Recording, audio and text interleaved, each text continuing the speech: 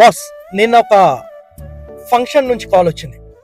You know what, 1200 మందికి సరిపోయే food.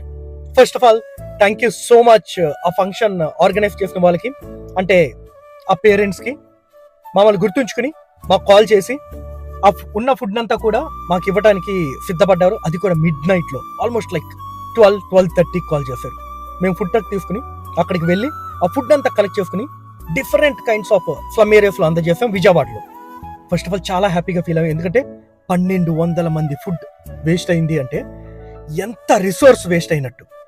ఒక్కొక్క భోజనం కనీసం తక్కువలో తక్కువ ఒక 1200 రూపాయలైనా ఉండదు ఒక ప్లేట్. ఎంత వేస్ట్ అయినట్టు. చాలా థ్యాంక్స్ చెప్పారు ఆ పేరెంట్స్ ఇద్దరు కూడా.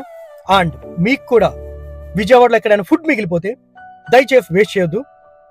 ఎవరో ఒకరు ఆకలితో విజయవాడలో పస్తులు ఉంటూనే ఉంటారు, పాపం ఖాళీ కడుపుతో పడుకుని ఉంటారు. వాళ్ళకి మనం ఈ ఫుడ్ అందజేద్దాం. కష్టం అంతా మేము పడతాం.